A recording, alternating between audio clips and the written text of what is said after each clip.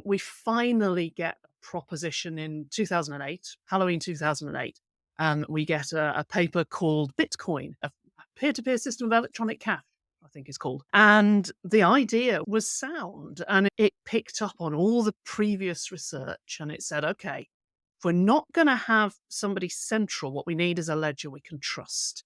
And the way we're going to trust it is to say, we'll put all of these transactions like a page of a ledger, and we're going to close those off, and cryptographically secure them, and then we're going to have an agreement with all the people who are holding a copy of the ledger that they're going to add that page.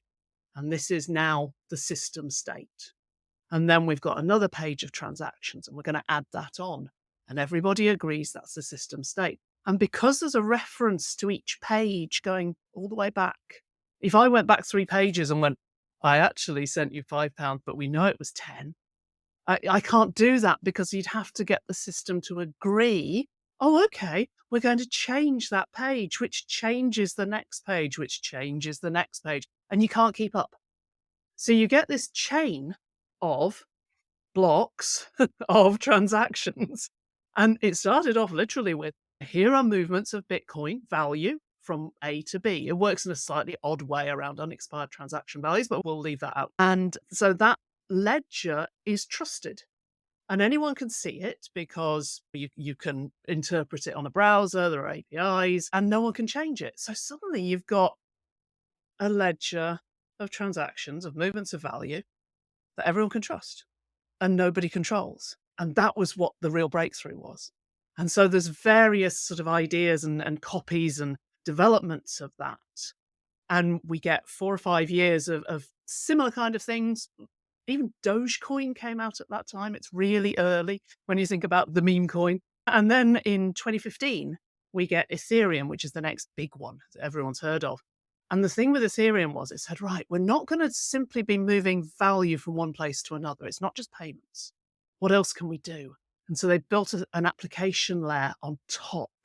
So value moves around in software applications. And these little programmable tokens that are representing value can be anything you want. And then gradually we get people going, well, if they can be anything they want, they can all be different. So we get little tokens, little coins that are different to each other. And that's what we call NFTs. It's a fungibility is the property of a coin like a dollar bill or a pound coin. And these are not fungible because they're not the same as anything else. So NFTs. So from the idea of we've got a ledger and we can trust that value has moved, then we define loads of different ways of doing value. So we've got blockchain, we've got all these different types of tokens, and we call them crypto assets is pretty much the accepted term. And suddenly they explode into programmable stuff that we can do things with.